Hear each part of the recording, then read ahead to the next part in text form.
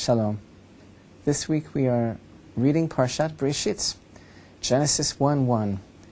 We are beginning our yearly cycle of reading, studying the portions of the Torah all over again. And every year we plummet the depths of the Torah anew and discover all sorts of well springs of new information, new insights, deeper level of understanding, the mysteries of the Creator, the mysteries of the Torah. And indeed, Parashat Bereshith, the first Torah portion, is replete with every manner of mystery, every secret of the universe, the story of creation, and everything that entails. And, of course, Adam HaRishon, the first man. He himself is a great mystery. How do we understand Adam HaRishon? Who was this person, the handiwork of God, personal creation of the Almighty Himself? And perhaps the more that we can understand Adam HaRishon, the first man, the more that we can understand ourselves. Just as Adam HaRishon, the first man, is a true mystery, a true enigma, so too every human being, his descendant, is also so difficult to understand who we are, what drives us, what motivates us. Maybe if we understood something of the greatness, the spiritual essence of Adam HaRishon, it would help us to greater appreciate ourselves and each other.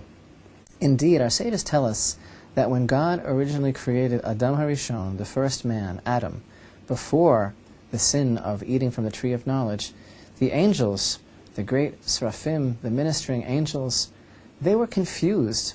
They were confounded by the presence of this great person, because he had such a tremendous spiritual stature, and he was so imbued with holiness, and he had such a lofty elevation, that the angels were confused, and they thought of singing praises before him, just as they sing praises before Hashem.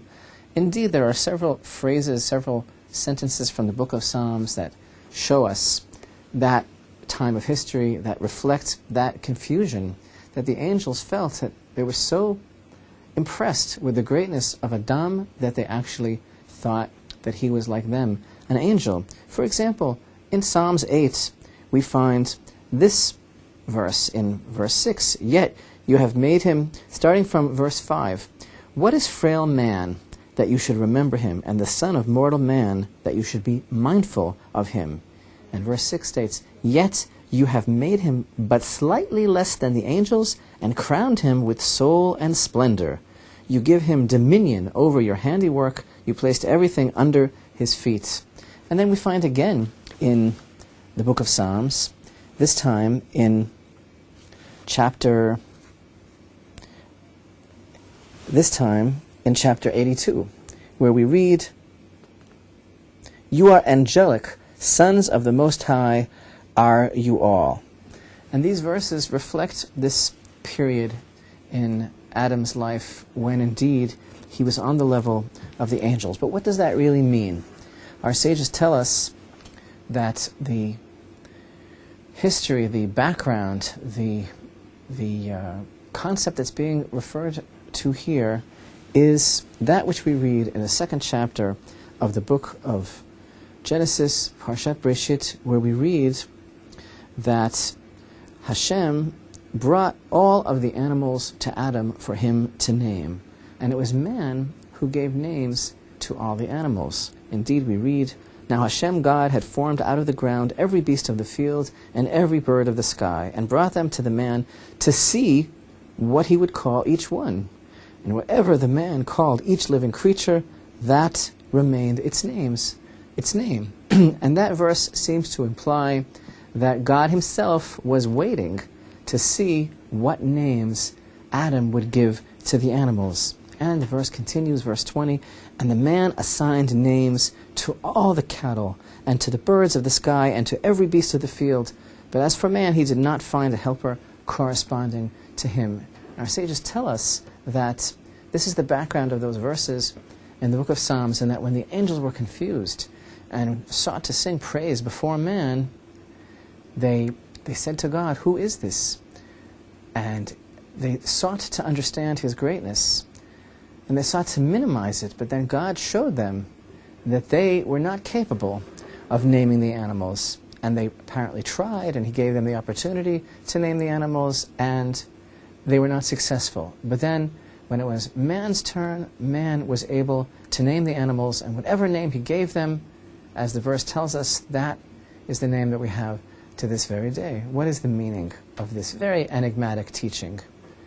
Our sages explain to us the concept here is that Adam, man, such a spiritual being, yet a being whose feet are on the ground, a being who is rooted in this earth, but yet who possesses a godly soul, only he, and not the angels, who are totally otherworldly, only he was able to gaze at each animal and perceive the spiritual essence, the character, the nature, the purpose, the spark of holiness, as it were, in every single animal. He was able to do that, and the angels were not. And God told the angels, this is man's greatness, because he is a physical creature. He is in this world, yet he is able to have this special sense of perception and to perceive something on such a rarefied spiritual level. And that truly, as a microcosmic teaching, that is the essence of the greatness of man. Man is a physical being. He exists in this world, but God gave him such